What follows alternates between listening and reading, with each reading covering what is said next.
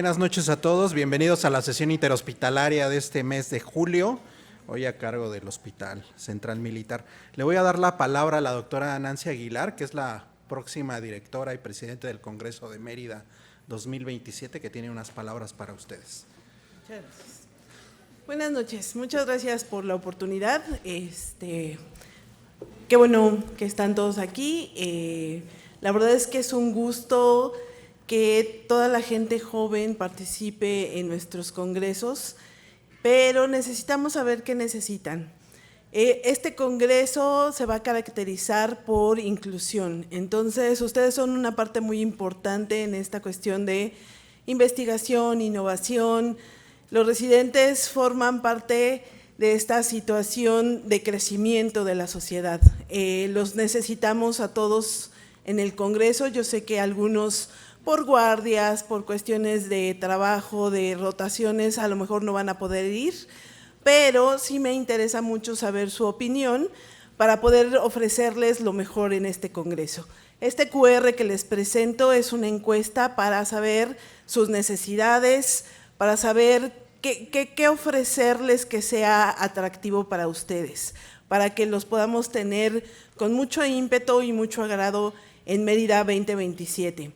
Entonces, les pediría de favor, los que quieran, tomar este QR, por favor, llenar la encuesta. Para mí va a ser muy importante, porque a través de esto vamos a saber qué podemos hacer de interesante con ustedes, y vamos a tratar de crear un equipo interdisciplinario con algunas cabezas de residentes para que con ellos estemos más en contacto y no dejar pasar la oportunidad de hacer crecer esto. Ustedes son la gente del futuro, los médicos del futuro y la parte que sigue de esta sociedad. Entonces son muy importantes para nosotros y necesitamos escucharlos, necesitamos saber sus necesidades, y pues bueno, esa es mi invitación y los espero en Mérida 2027. Muchas gracias.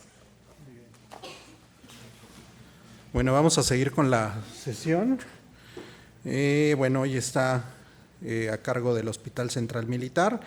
Acuérdense que no pueden comer aquí dentro de las salas, que a la siguiente sesión tienen que mandar su caso clínico con la señorita Daniela Franchini a ese correo con un mes de anticipación.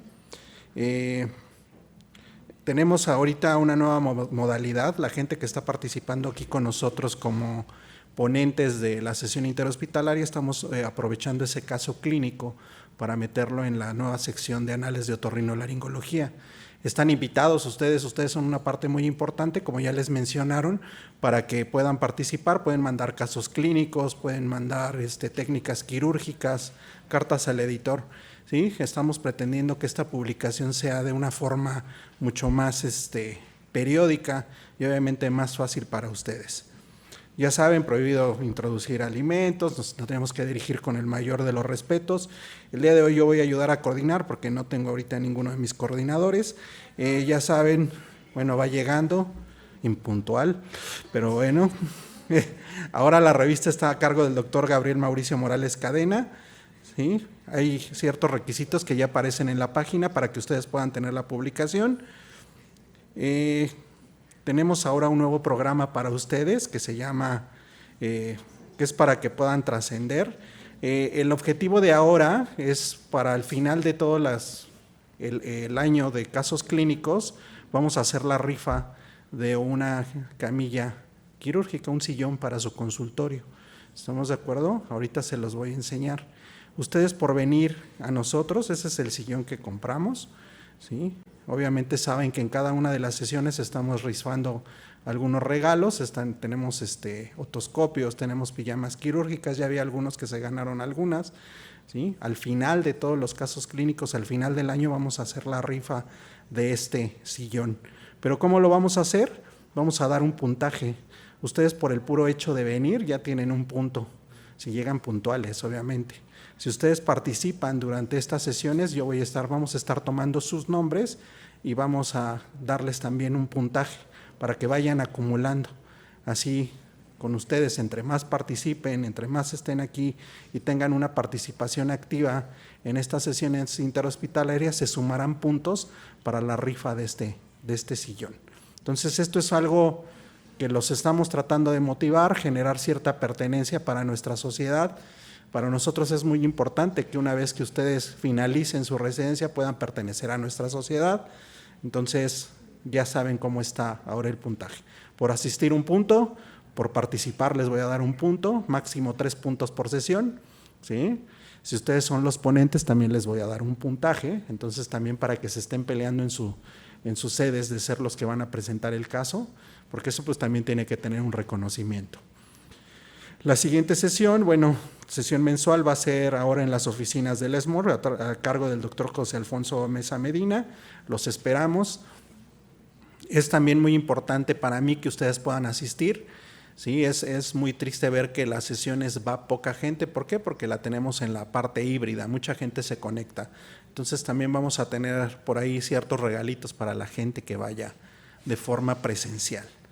La siguiente, próxima sesión está a cargo del Instituto Nacional de Rehabilitación, el miércoles 12 de agosto del 2026. Tenemos también, como saben, nosotros ahorita beneficios exclusivos para todos los que son agremiados del ESMOR, con una asesoría jurídica gratuita, esto a cargo de Blindaje Médico Jurídico. Ellos están ahora dando ciertas promociones para que ustedes también puedan tener esa protección médico-legal. Ahí hay una línea que está en el 800-200-0202 que se pueden comunicar, es gratis para toda la gente que pertenezca a la sociedad. Entonces, puede haber cambios, si saben esto, pues hay que comunicarse con Daniela Franchini. Y pues les doy la bienvenida al Hospital Central Militar y a sus profesores. Muchas gracias por estar aquí. Adelante.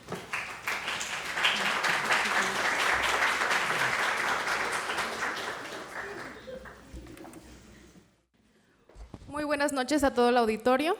El día de hoy le toca al Hospital Central Militar.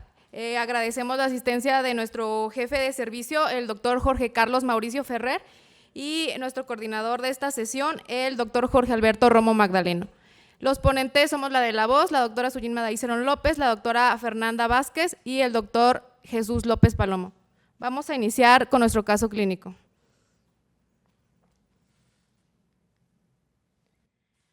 Muy bien, nuestro paciente era un paciente masculino de 57 años de edad, es residente de la Ciudad de México, es cristiano y sus antecedentes aerofamiliares los negó.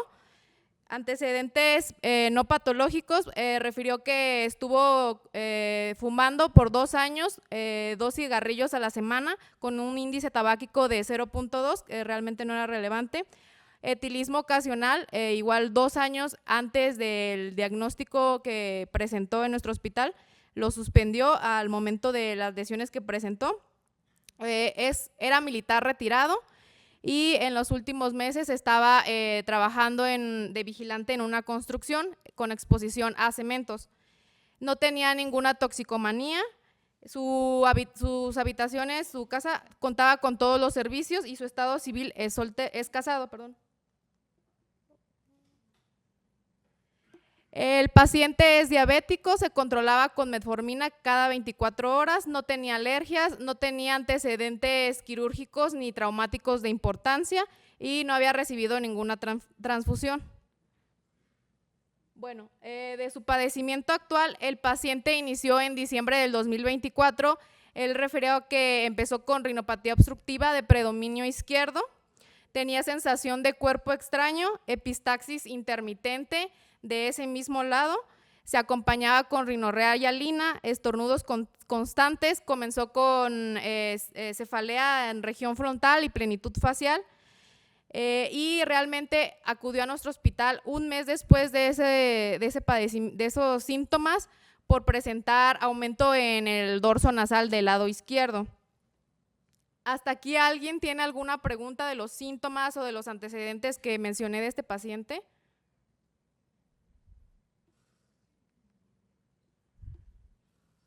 ¿Alguien?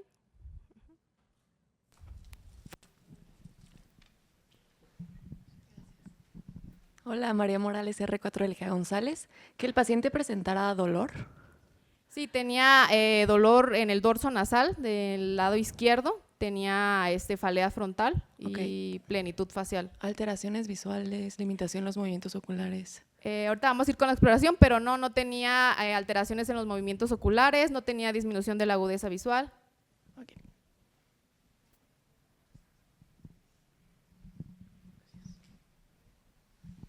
Juan Pablo Hernández, R1 de Otorrino del Ángeles Metropolitano. ¿Es el primer episodio que presenta la paciente similar o ha tenido uno anterior con exacerbación de estos síntomas o dolor?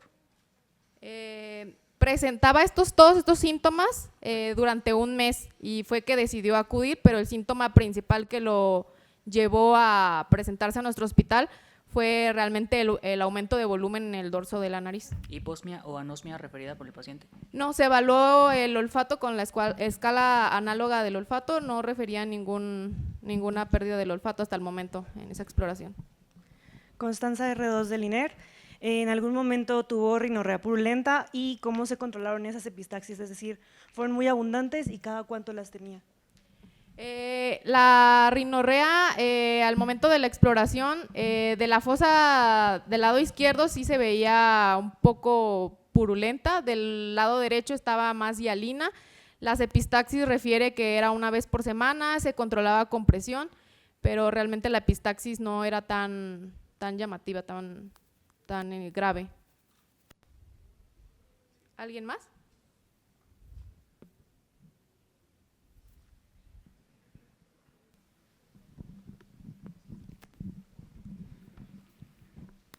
Alondra Llamas del Hospital López Mateos. ¿No tuvo en algún momento síntomas generales, fiebre, pérdida de peso? No, el paciente hasta el momento negó pérdida de peso, fiebre, ningún síntoma B.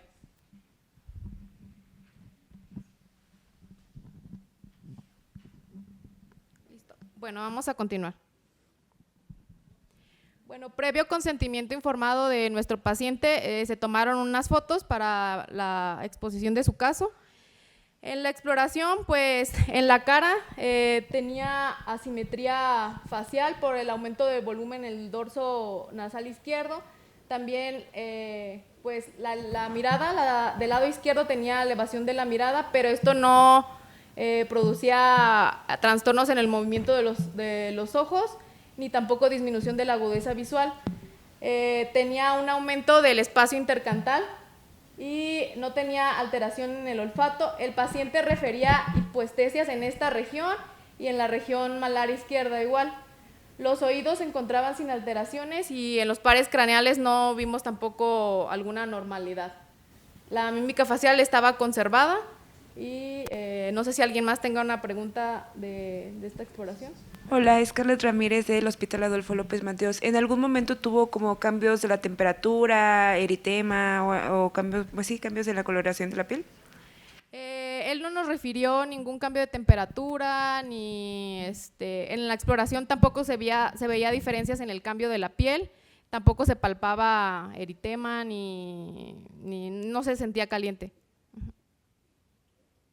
Bueno, en la exploración de la nariz, en la rinoscopía, veíamos una laterorrinea hacia la izquierda, aumento de volumen en el dorso nasal izquierdo, tenía la consistencia indurada, la piel era inmóvil, la piel ya mencionamos que tenía una coloración adecuada, y a la rinoscopía pues se veía en la fosa nasal izquierda la tumoración saliente, no nos permitía evaluar los cornetos o alguna estructura de ese lado, pero tenía una desviación por el mismo tumor hacia la derecha, y en la nasondoscopía la voy a reproducir, la vamos a ver, y alguien me pueda apoyar a describirla.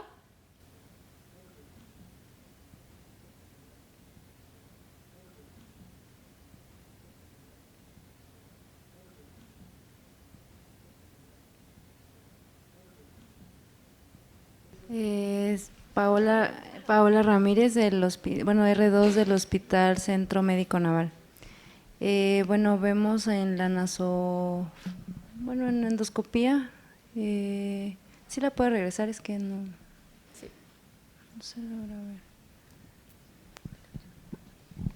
ver. Estamos en la fosa nasal derecha y vemos que a nivel de cornete inferior derecho tenemos una lesión de aspecto, pues sí, multilobulado.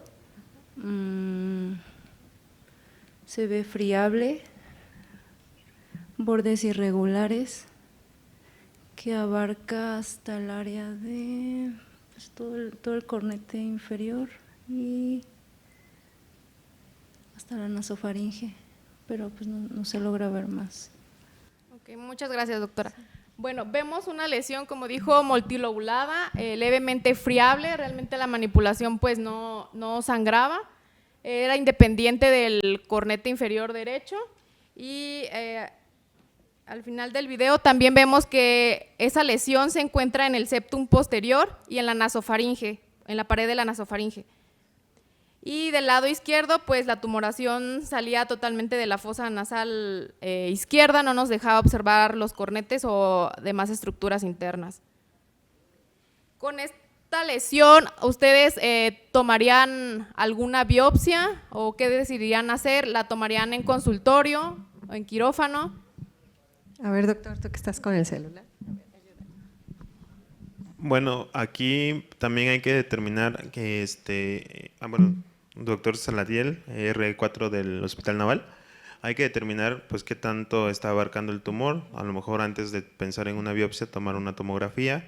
Incluso pues vemos que la lesión está pues ya prácticamente fuera de la fosa nasal y pues no parece ser que se encuentre muy vascularizada. Podríamos tomar alguna biopsia de esa lesión que está pues accesible y para poder tener un buen control en la parte de afuera, pues, pero preferiría primero tomar un estudio de imagen. Muy bien.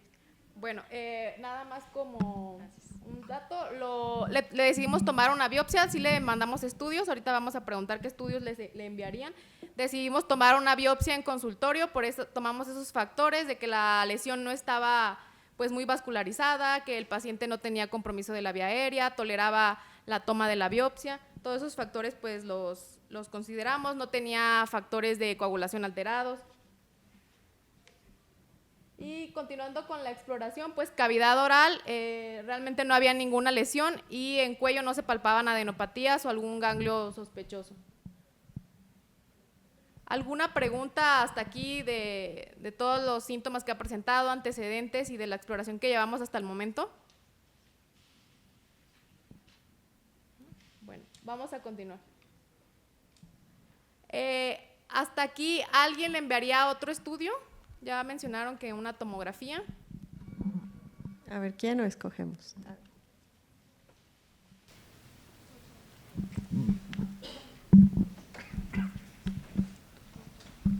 Buenas noches, Gabriel R2 del Hospital INER. Pues realmente, como mencionaba mi compañero, sí una tomografía contrastada para valorar la vascularidad, pero también unos laboratorios de primera instancia. Muy bien.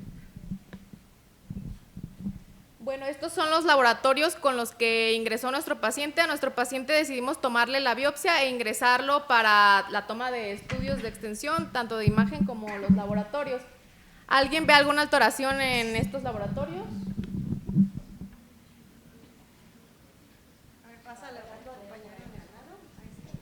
Ábrale por acá, doctor, alguien de aquí atrás. Si le encuentra algo mal. Vamos a pasarlo por aquí en medio.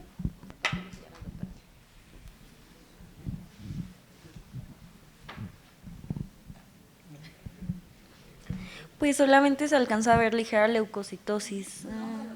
Doctora Huerta, del Hospital La Raza, R2. Pues sí. Gracias, doctora. Así es, de acuerdo al rango de parámetros de nuestro hospital, pues tenía ligera leucocitosis y otra cosa importante, pues la glucosa estaba controlada, era un paciente diabético, lo tenía bien controlada, sus tiempos de coagulación estaban normales y electrolíticamente también se encontraba normal. Bueno, aquí alguien nos ayuda a describir la tomografía, voy a ir corriendo las imágenes.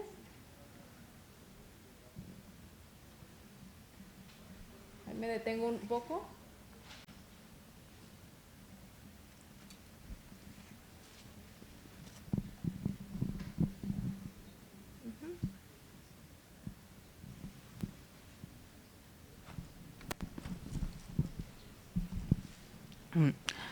Juan Pablo Hernández, R1 Ángeles Metropolitano.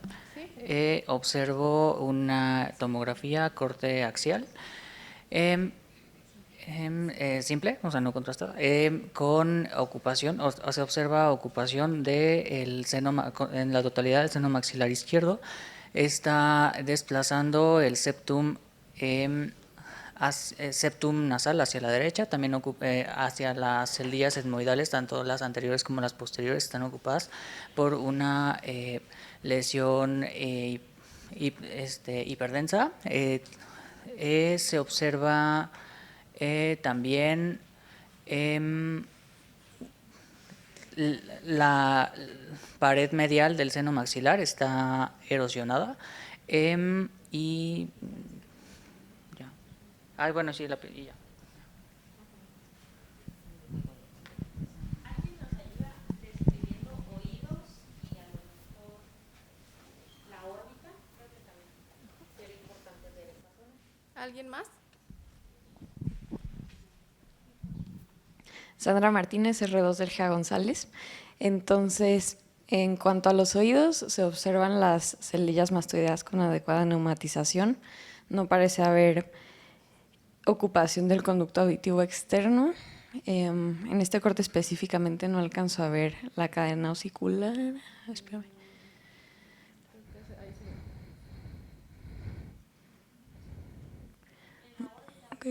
Ok. Pues de oído parece no haber alteraciones, conducto auditivo interno íntegro.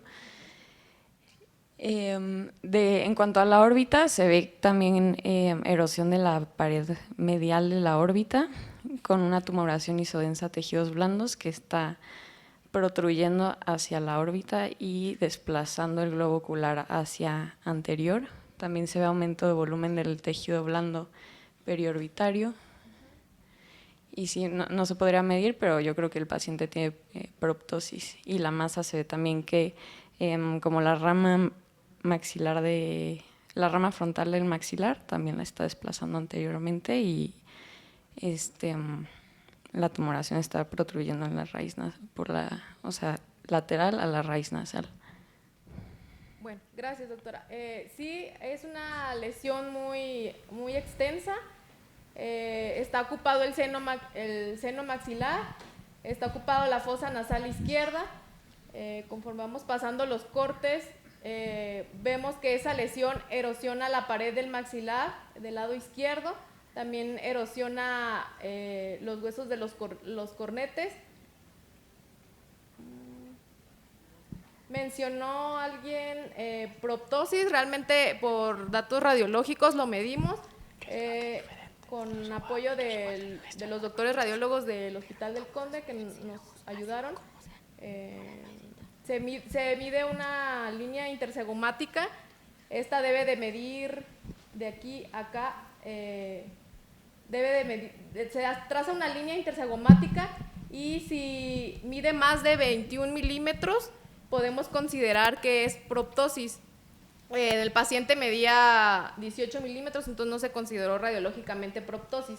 Vemos también que esta lesión ocupa los senos etmoidales, los senos esfenoidales, y lo más relevante es que esta lesión ya se infiltra lo que es tejidos blandos y llega hasta la piel. Y de las cavidades mastoideas sí están neumatizadas, pero las vimos un poco más neumatizadas de lo normal. Realmente la cadena osicular estaba íntegra, no tenía ocupación en oído medio y algo diferente a eso pues no encontramos por el momento.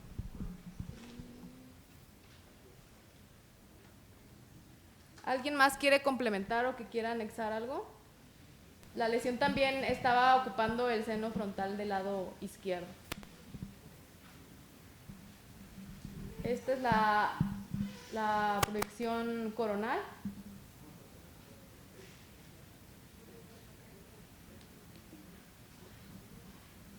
Igual vemos ocupación del lado de la fosa nasal izquierda.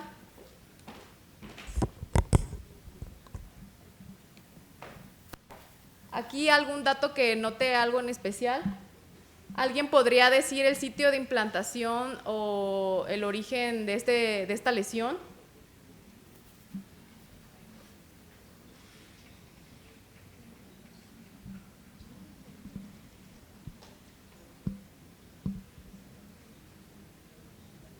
Bueno, de este lado vemos un dato de hiperostosis que nos podrían dar una sospecha de que el origen está en el piso del maxilar izquierdo y se expande la lesión y infiltra tejidos blandos y erosiona pues varias estructuras óseas.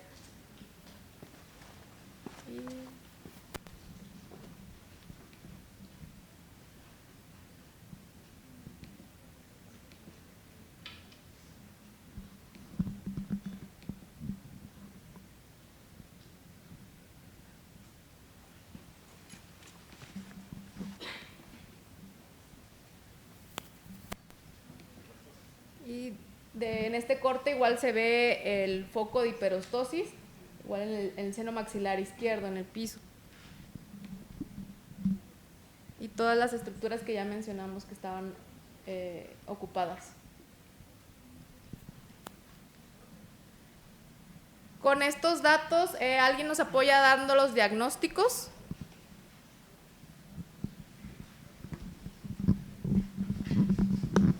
A ver, doctora, ayúdanos. Doctor Cristian Díaz, del Hospital Central Militar. Bueno. Del diagnóstico cronológico.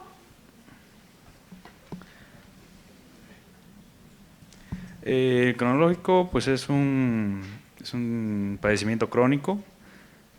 Topográfico, es una... Lo pusimos como subagudo porque el paciente realmente llevaba esta sintomatología, llevaba 1 mes y medio más aproximadamente y fue menos de 3 meses, lo pusimos como subagudo. Topográfico, bueno, es en seno maxilar izquierdo. Nariz y senos paranasales.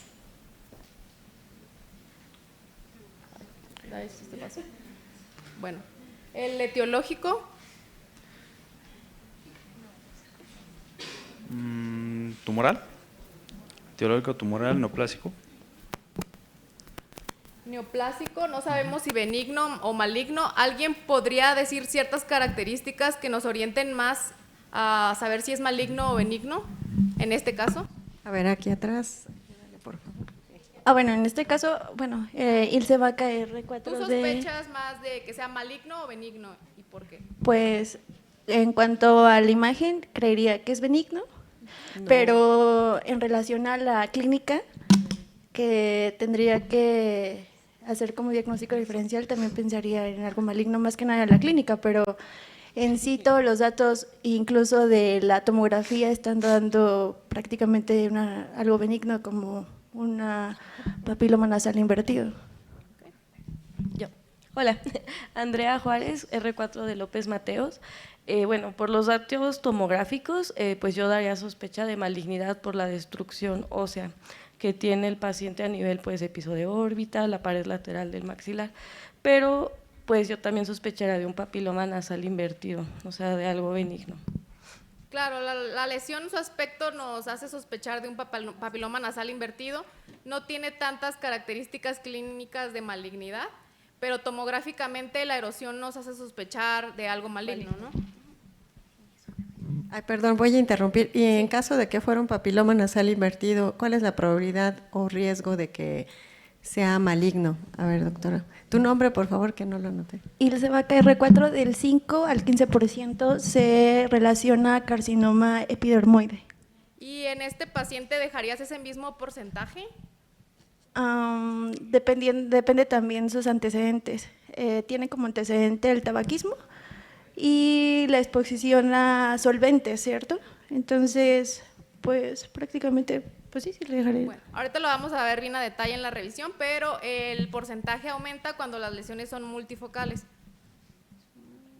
Muy bien. Bueno, presuntivo ya dijeron que papiloma nasal invertido. ¿Y diferenciales? ¿Algunos diagnósticos diferenciales?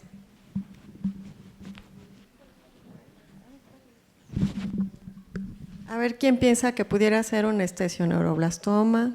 A ver, y sí y no, ¿y por qué? Hola, Andrea Juárez, R4 de López Mateos. Bueno, yo no pensaría un estesioneuroblastoma por el sitio de implantación del tumor, ya que empieza en el maxilar y en un estesio pues sería en el techo etmoidal. Y pues pudiéramos, o sea, como diagnóstico diferencial, pues principalmente algo maligno por la destrucción ósea. Y en este caso lo más frecuente y asociado a tabaquismo pues es un carcinoma de células escamosas. ¿Y la clínica? ¿Qué clínica te da el estesioneuroblastoma? Ah, bueno, sí, el paciente niega anosmia o alteraciones del olfato, entonces también nos descarta un poco el estesio. Muy bien. A ver, ¿qué otra neoformación maligna? Ahí está. A ver.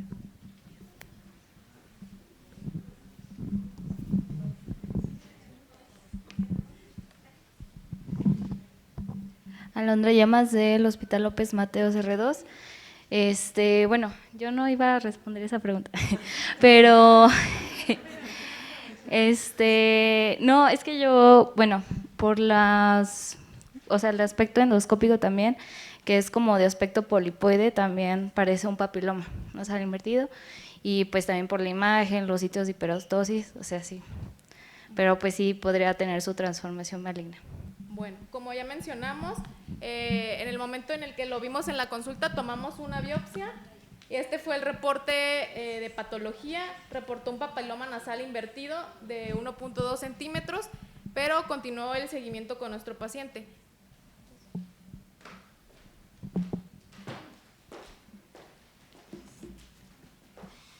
Buenas noches, soy la doctora Fernanda, R4 del Hospital Central Militar. Vamos a continuar con el caso. Como ya comentaba mi compañera Sujin, pues se tomó la biopsia y nos reportó que era papiloma nasal invertido. Ahora, de acuerdo a las características que ya vimos en la tomografía, ¿ustedes piensan o siguen pensando que el sitio de implantación es el que habíamos visto de la pared anterior del seno maxilar? ¿O pensarían que es el único o que hay múltiples sitios de implantación? De acuerdo a lo que vimos tanto en la nasoendoscopía como en la tomografía. ¿Qué pensarían? ¿Algún R3 o algún R4? A ver, ¿a quién de por acá? A ver, el doctor que está aquí con lentes, por favor. ¿Qué tal? César Montero, R3 de 20 de noviembre. Pues tiene lesiones multifocales de manera bilateral. Normalmente los pacientes con un papiloma nasal invertido tienen un sitio de implantación a nivel de la pared lateral del seno maxilar, el cual pues al momento de darle un tratamiento endoscópico se tiene que dar un drilling en el sitio de implantación para que no haya recurrencia.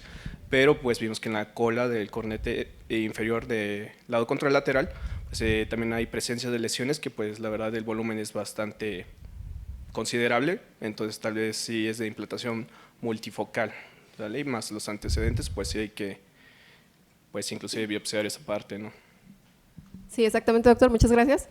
Justamente por lo que nosotros vimos durante la nasoendoscopía y justamente por tomografía, pues sí, este paciente, el papiloma nasal invertido, pues era de múltiples sitios de implantación.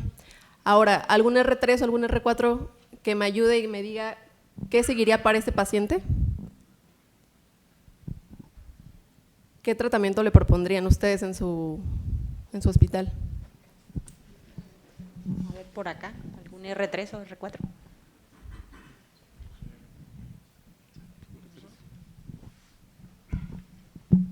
Bueno, en nuestra sede pues les ofrecemos abordaje combinado endoscópico tanto por abordaje por fosa canina.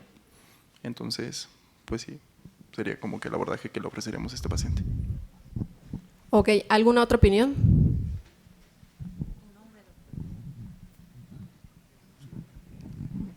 ¿Alguien más aquí de este lado? ¿Algún R2?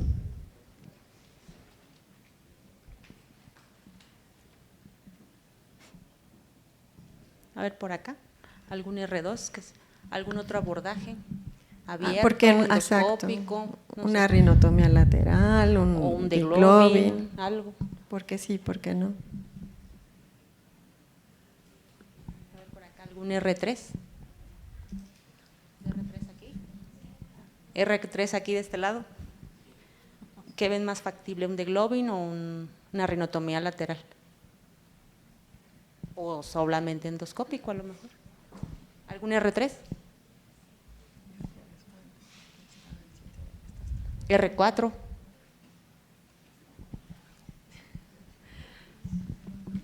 María Morales, R4 del G. González. Igual en nuestra institución hacemos abordaje combinado, vía endoscópica y por Cadwell Look, que es sublabial. Tratamos de evitar los abordajes abiertos para no pues, tener tanta morbilidad para el paciente. Este paciente tal vez, si ya nos vamos por un abordaje abierto, se podría hacer una rinotomía lateral, un abordaje de Weber-Ferguson modificado con Lynch, por ejemplo, con extensión pues, infraciliar también. Ok, muchas gracias, doctora. Pues nosotros justamente tomamos nuestra decisión, fue pues justamente como ya sabemos la cirugía del papiloma nasal invertido pues justamente va orientada a los sitios de implantación. Como ya comentábamos, en el caso del paciente pues no era un sitio nada más, sino eran varios y justamente hicimos también una cirugía híbrida, combinando la cirugía endoscópica y también de la parte abierta. Entonces, inicialmente se hizo la tumorectomía de la lesión con apoyo de microdebridador y en la porción del dorso nasal, que era donde se encontraba ya infiltrado por este tejido, se tomó una biopsia, se hizo la incisión y en ese momento se mandó un estudio transoperatorio. El estudio transoperatorio pues, nos reportó que era negativo a malignidad y se continuó con la cirugía justamente endoscópica, se hizo antrostomía, se hizo un Denker, se hizo etmoidectomía anterior y posterior, esfenoidectomía y se hizo una apertura del frontal dejando un draft 2B. Aquí también es importante, por ejemplo, que durante la cirugía se encontró el sitio de implantación más grande que se encontró era justamente la pared anterior del maxilar, la cual se fresó. Y al defecto que quedó en el sitio justamente del dorso nasal, que fue la que retiramos, se hizo un colgajo nasofrontal.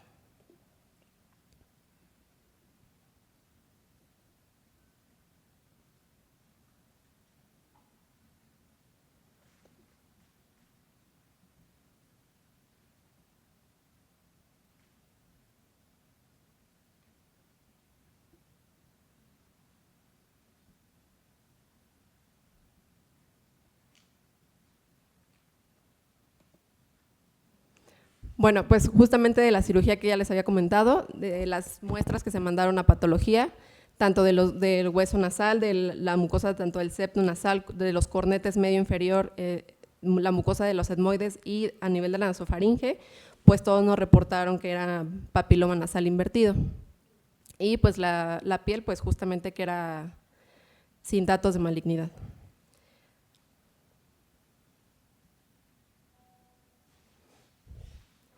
Ya con los reportes del paciente y el diagnóstico que ya tenemos definitivo, ¿qué otra cosa le ofrecerían al paciente? ¿O cuál sería el paso a seguir con este paciente?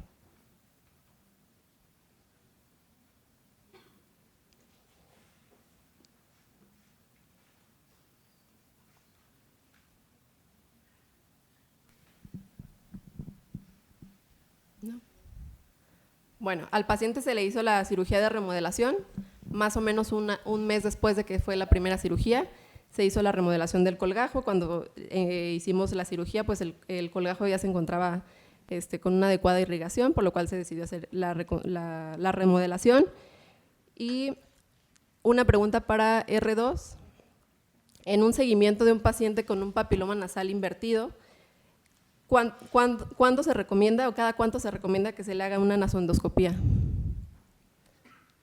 En su hospital, ¿cada cuánto le hacen una nasoendoscopía a un paciente que ya operaron de un papiloma nasal invertido?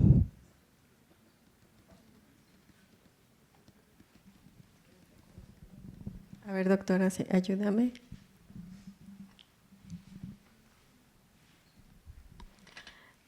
Doctora Abigail, R4 del Centro Médico Naval, pues nosotros en nuestro hospital realmente realizamos endoscopía en cada consulta de seguimiento de los pacientes. evitamos pues sí omitir algún detalle dentro de pues las valoraciones con el objetivo pues de darle un seguimiento estrecho a todos nuestros pacientes y evitar complicaciones o recidivas de este tipo de lesiones. Ok, doctora. ¿Y un paciente así más o menos cada cuántos meses lo cita? Inicialmente en el posquirúrgico cada semana, durante al menos 4 semanas, y posteriormente ya vamos espaciando un poquito las valoraciones, ya sea de 2 meses a 3 meses, dependiendo de cada caso. Ok, muchas gracias. Bueno, pues revisando un poco el Consenso Internacional de Alergias y justamente de rinología en el apartado de tumores nasales, nos recomienda que durante el primer año se tienen que hacer de 3 a 4 meses, durante el segundo año de 4 a 6 meses y a partir del quinto año de 6 a 12 meses. Sin embargo, estos pacientes tienen que tener un seguimiento porque justamente la tasa de recidiva pues es alta. ¿Alguien sabe cuál es la tasa de recidiva de un papiloma nasal invertido? A ver, por acá atrás. O el rango al menos, ¿no?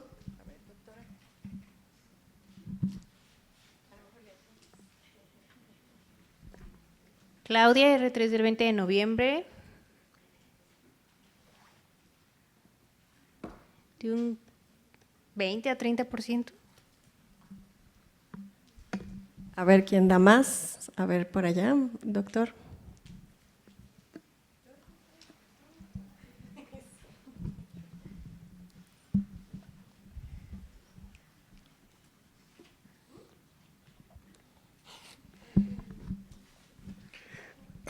Ramsés Robles, soy interno, pero soy del grupo de interés.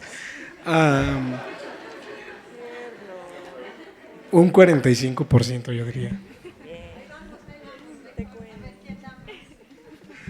A ver quién da más o le atina, a ver, ¿cómo? A ver, al lado. ¿También eres interno? ¿Sí? ¿La que sigue?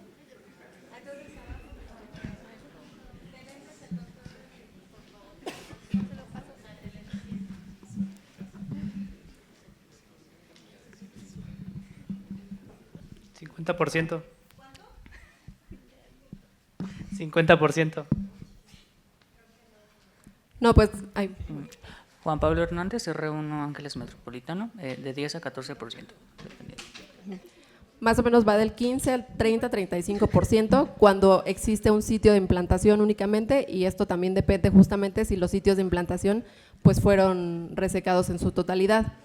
En los pacientes que son, en el caso del paciente que justamente son múltiples sitios de implantación, pues la tasa aumenta. Entonces nuestro paciente en nuestra consulta de revisión, que fue a los 2 meses justamente de la cirugía, durante la nasoendoscopía, pues justamente observamos que se veía una lesión a nivel del septum del lado izquierdo, septum posterior, y también a la altura del maxilar del lado izquierdo. Este paciente pues se decidió que iba a entrar justamente nuevamente a la resección de la recidiva del papiloma nasal. Perdón, voy a interrumpir. Es que la variación en el porcentaje pues depende del abordaje, ¿sí? Para que ustedes lo revisen si es endoscópico o endoscópico combinado o si nada más es solo abierto, porque también lo importante es resecar el sitio de implantación, como lo acaban de mencionar, y en este caso pues eran varios sitios, entonces puede ser desde un 15 si es combinado o hasta un 80% si nada más fue de tipo abierto, digo, para que tengan ese rango en mente, pero es dependiendo del tipo del abordaje y si resecaron el sitio de implantación correctamente. Perdón. Gracias. El reporte de patología de la recidiva, pues justamente nos dio papiloma nasal invertido nuevamente.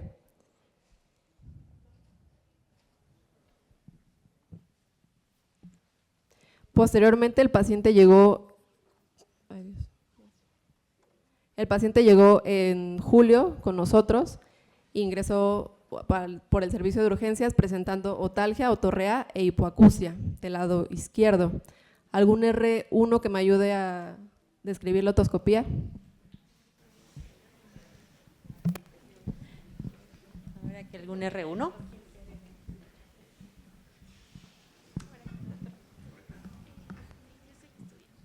Estudiantes son aquí. Ay, a ver acá.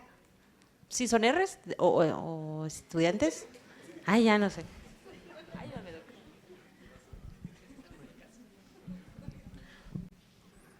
Estefano R2 del Central Militar. Bueno, es una otoscopía del lado izquierdo, donde se ve tejido de granulación en todo el CAE externo. No se aprecia la membrana timpánica, tiene una ocupación de una lesión multilobulada.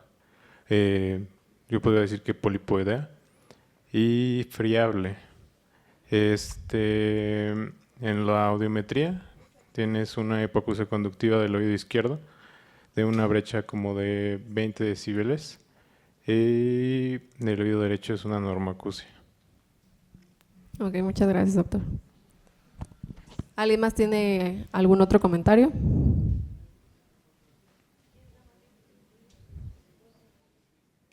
Bueno, con esta otoscopía que ya nos ayudó a describir el doctor y la audiometría, ¿ustedes le pedirían algún otro estudio a este paciente?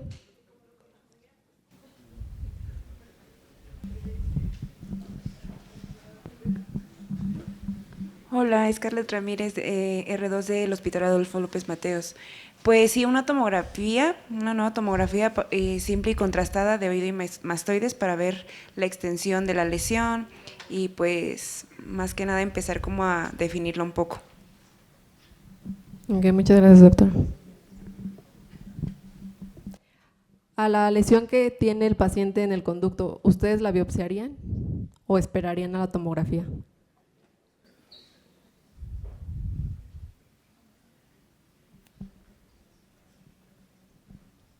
A ver, doctor, ayúdanos.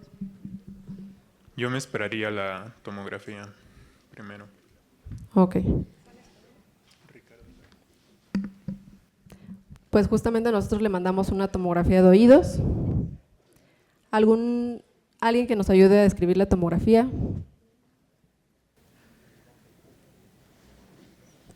A ver, aquí al lado. A ver, doctor. Bueno, Héctor Vázquez, del López Mateos. Pues tenemos una tomografía pues en fase simple, en corte axial. ¿Le puedes regresar un poquito? En donde pues vemos los oídos adecuadamente implantados. El oído izquierdo no parece tener alguna, el oído derecho no parece tener alguna alteración, pero el oído izquierdo pues se ve ocupado del canal auditivo externo, pues desde el tercio externo. No alcanzo a ver la cadena osicular. Las aldillas mastoideas pues se ven totalmente ocupadas. Ay. Perdón.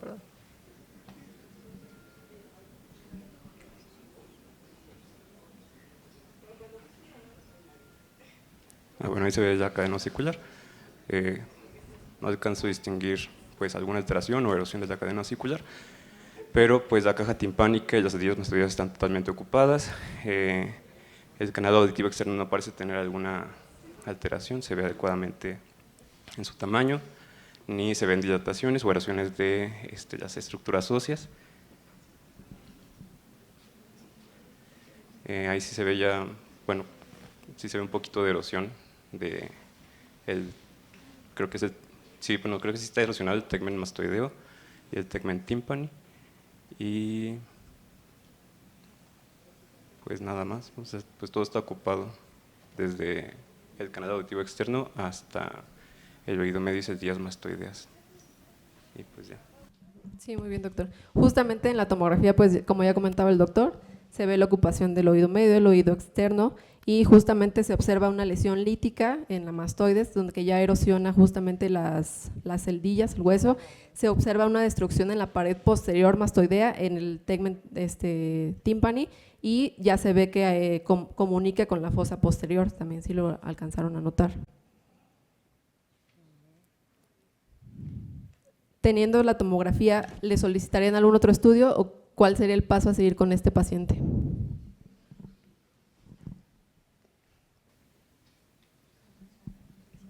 A ver, al lado del doctor que acaba. Sí, yo.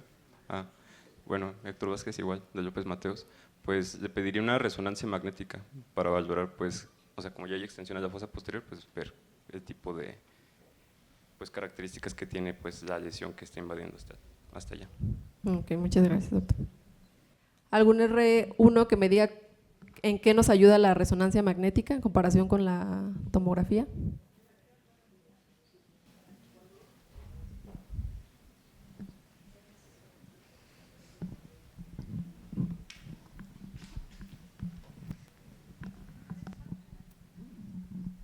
Jocelyn Guzmán, del Hospital Gea González. La resonancia magnética nos ayuda un poquito más a valorar lo que es las características de tejido blando. Aquí nos podría servir sobre todo para ver alguna afectación en el sistema nervioso central o incluso, pues, bueno, sí, sobre todo esto con la infiltración que está teniendo la masa. Ok, muchas gracias, doctor. Justamente le mandamos a hacer una resonancia magnética al paciente.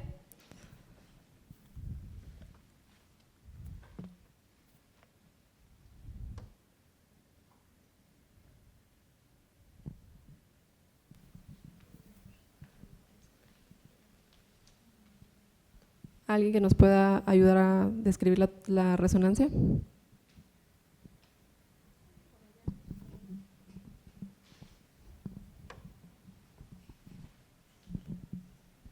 Ese es para R4. ¿R4? ¿Algún R4?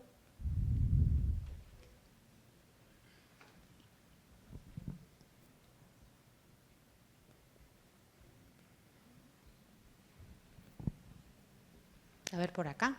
R4 es por aquí. ¿Hasta aquí alguno tiene alguna sospecha de la lesión que estamos observando a nivel del oído? Lo ven como líquido, lo ven como grasa, como tumor. ¿Qué les parece? ¿Consideran que es algo, o sea, una continuidad de lo que ya tenía? ¿Es un padecimiento nuevo?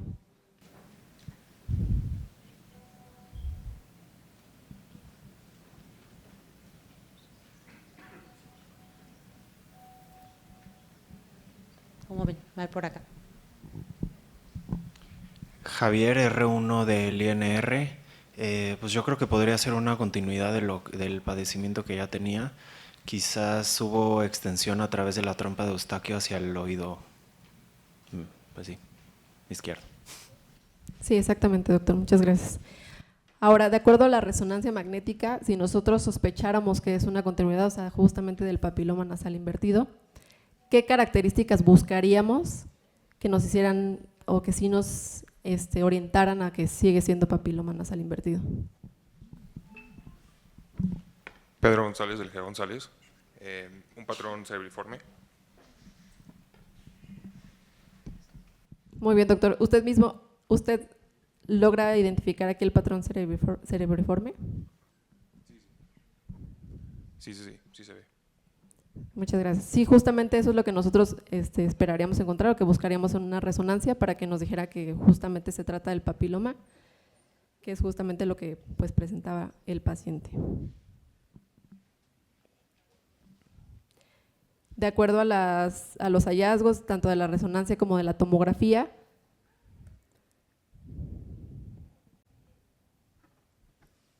¿cuál sería el plan terapéutico para este paciente?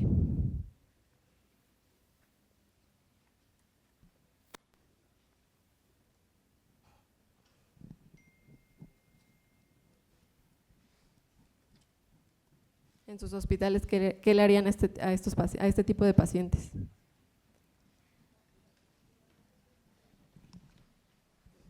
Otra vez Javier R1 del INR, ¿podría ser una mastoidectomía radical?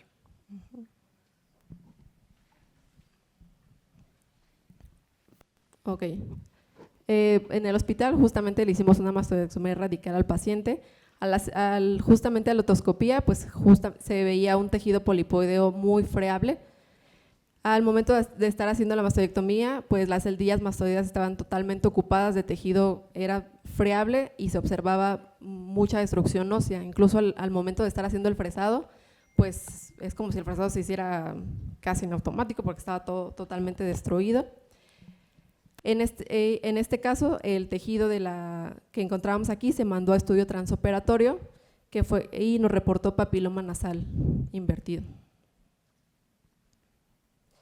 Aquí es importante mencionar que durante la cirugía, justamente pues los huesos y la cadena osicular estaba como contenida dentro de la misma lesión, por lo cual pues se tuvieron que retirar. y se apreció que había dehiscencia del tegmen y exposición de la dura madre en la fosa posterior.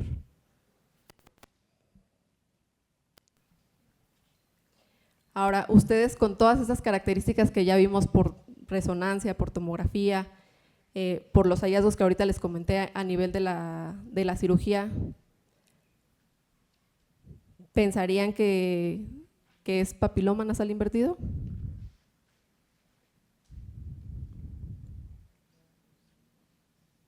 O sea, justamente nosotros, por las características que tenía la lesión, que era muy destructivo, que ya las recidivas eran muchas, que justamente al momento de hacer la cirugía, pues las características no eran algo común, se solicitó una revisión colegiada al servicio de patología.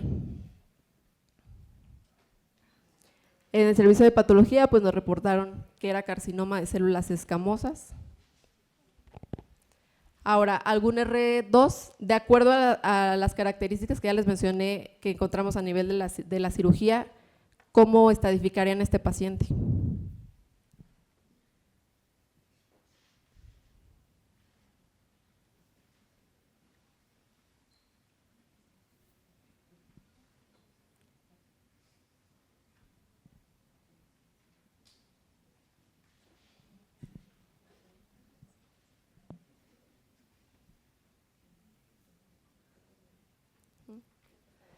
Bueno, lo estadificamos como un T4BN0M0, justamente por la extensión que ya tenía en la dura madre. El plan, pues el paciente se presentó a la sesión de oncología de nuestro hospital y se decidió que se le iba a dar radioterapia y quimioterapia. Actualmente al paciente se le dieron 5 sesiones de quimio y 10 de radio.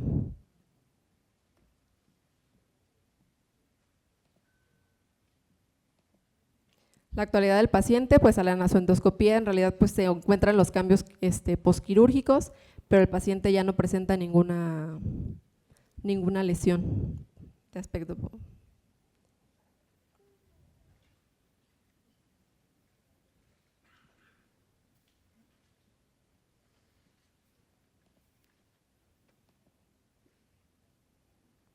Y esa es la actualidad del paciente. Ahora continuaremos con la revisión del tema.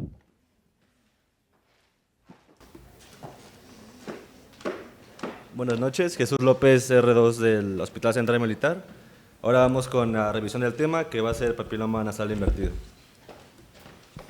Como definición tenemos que la papiloma nasal invertido va a ser una neoplasia benigna y como ya lo vimos en el caso, que va a tener las características de ser localmente agresiva, que va a tender a la recidiva y que puede igual tender, dependiendo al igual número de recidivas, a malignizar. Dentro de la epidemiología del padecimiento va a afectar principalmente a la población masculina, principalmente de la quinta a la sexta década de la vida.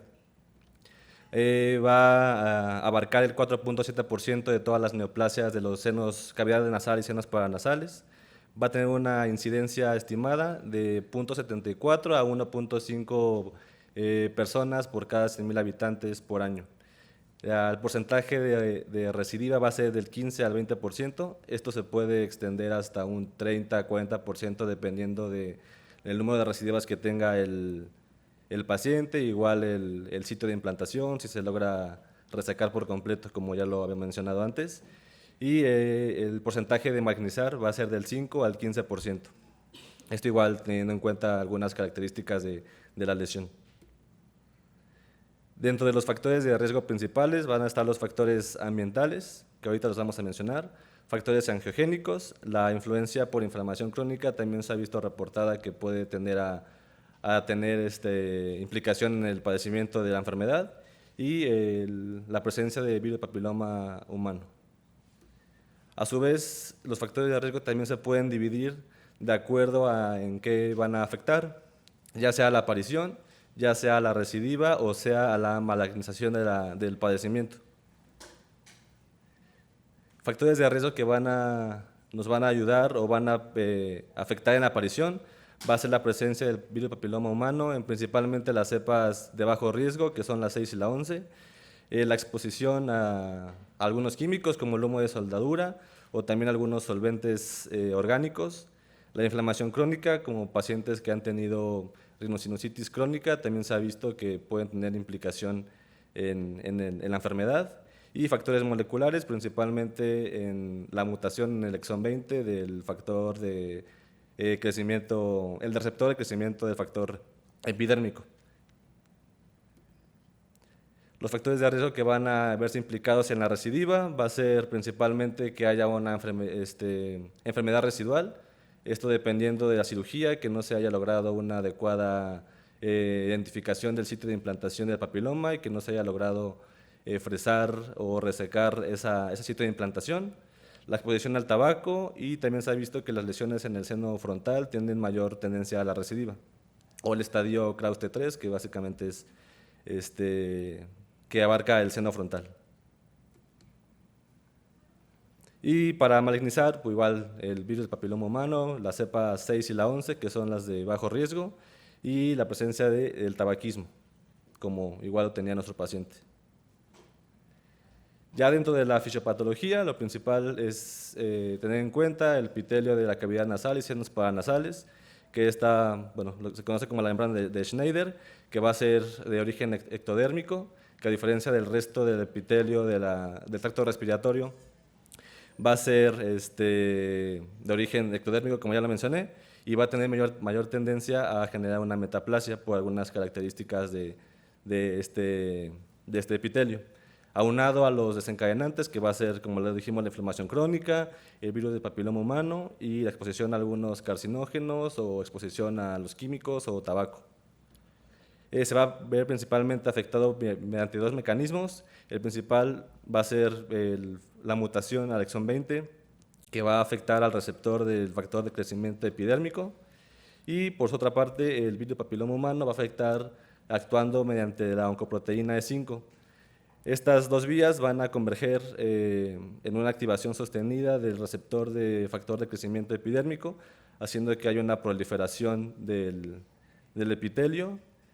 Hasta este punto, característicamente, hablando histológicamente, va a ser un crecimiento endofítico, eso quiere decir que va a crecer hacia el estroma de la lesión, y hasta este punto va a seguir siendo una lesión benigna, un papiloma nasal invertido.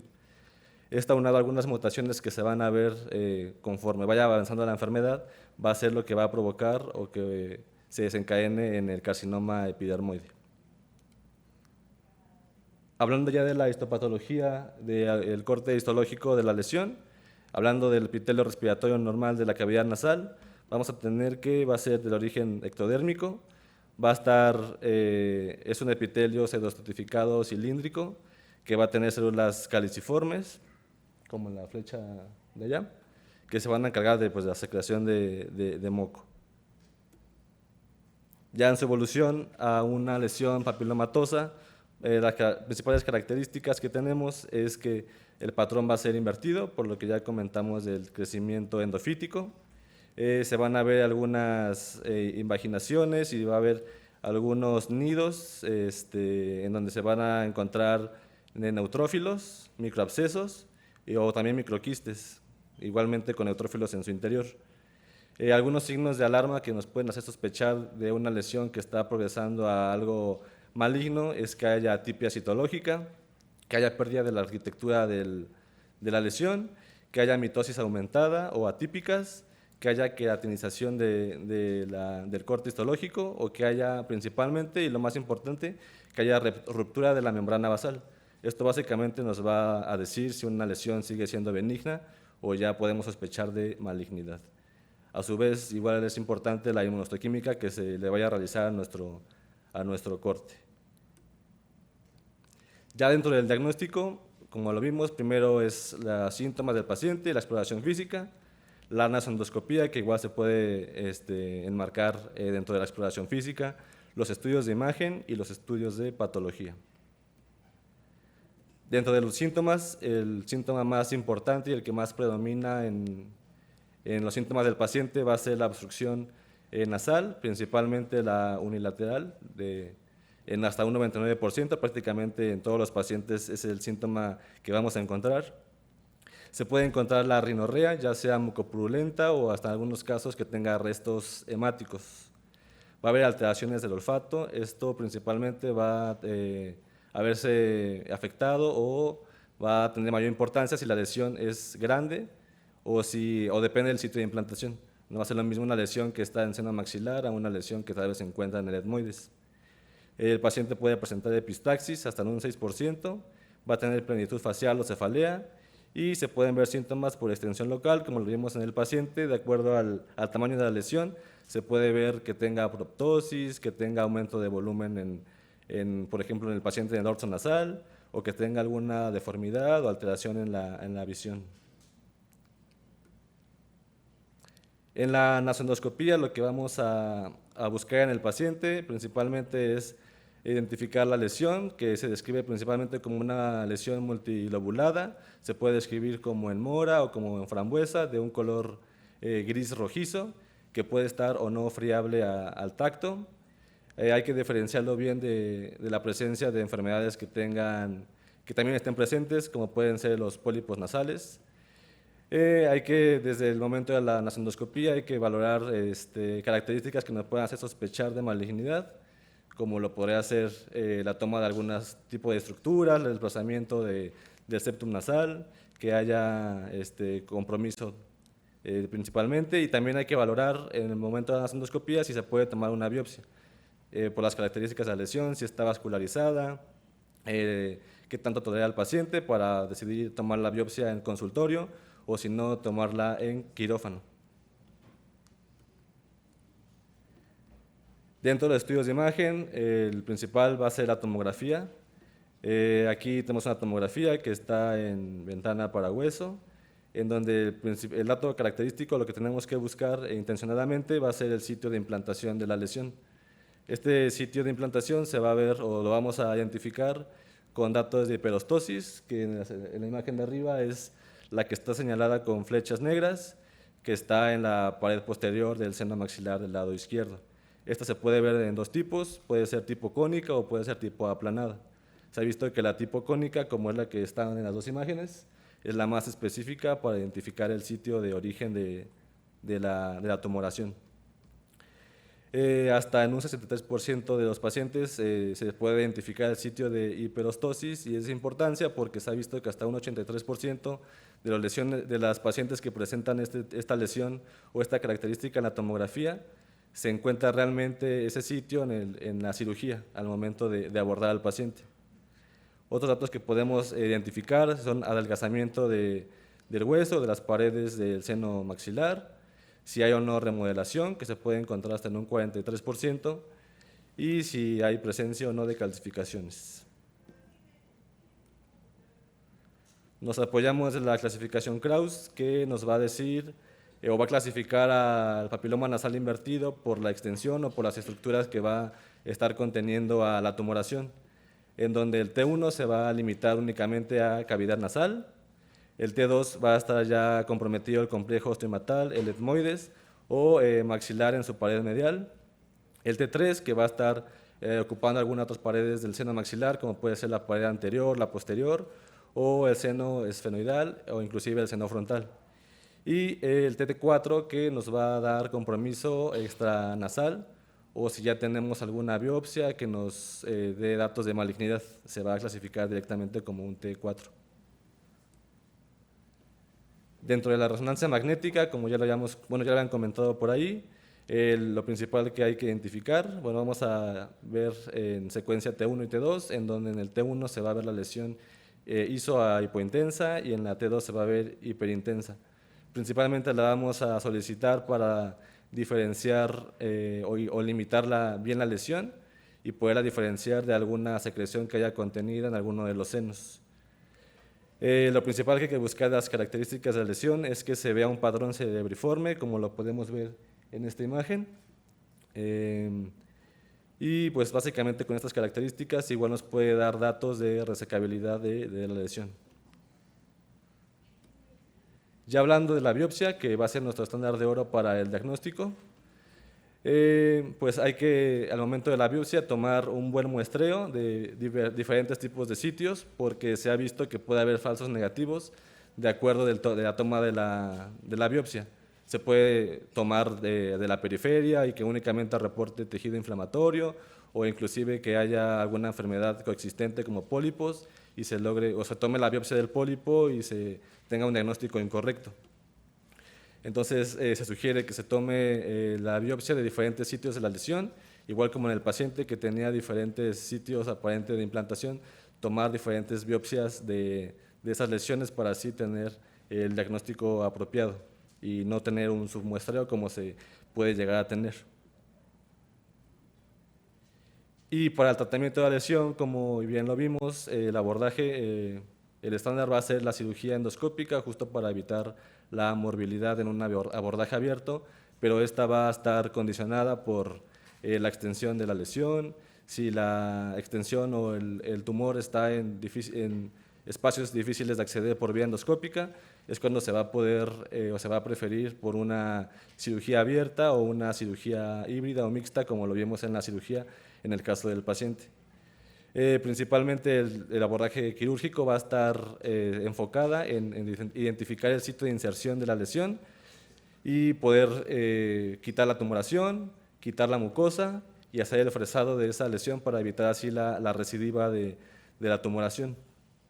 Entonces, el tratamiento tiene que ser individualizado para cada paciente, identificando el sitio de hiperostosis o de implantación y así poder elegir mejor la cirugía, ya sea que esté confinado únicamente a la pared lateral de la cavidad del seno maxilar o que esté en algún otro seno, es el procedimiento que se va a preferir, ya sea una maxilectomía medial endoscópica, o sea una esfenoidectomía, o sea un draft para abordar el seno frontal. En caso de, como el paciente presentar que tenga datos de malignidad o que ya tenga un reporte definitivo de un carcinoma, pues el tratamiento hay que coadyuvarlo con radioterapia o con quimioterapia. Y ya hablando del seguimiento de los pacientes, se ha visto que hasta la recurrencia se ha visto hasta dentro de los primeros 22 meses, pero también hay datos o hay artículos que dicen que ha habido recidiva hasta después de años. Entonces hay que tener seguimiento de esos pacientes a largo plazo. Y como ya lo habían comentado, el seguimiento con endoscopía, igual con estudios de imagen, se debe hacer cada 2 o cada 3 meses para así tener o identificar que no haya alguna recidiva de la lesión. Y esas son las referencias de la revisión y eso es.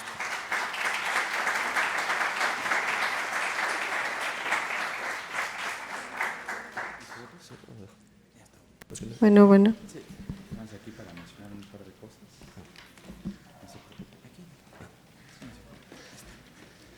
Bien, muy bien, agradecemos al Hospital Central Militar. Tenemos aquí a los ganadores de los premios ahorita de esta sesión, a Alondra de López Mateos y Juan Pablo del Ángeles Metropolitano, para que pasen ahorita con Daniela aquí al stand. Y pues muy buena sesión por parte del Hospital Central Militar, en agradecimiento a su jefe de servicio, el doctor Jorge Carlos Mauricio Juárez Ferrer, y al doctor Jorge Alberto Romo Magdaleno, coordinador de esta sesión. Muchas gracias, los esperamos el próximo mes de agosto. Buenas noches. Muchas gracias.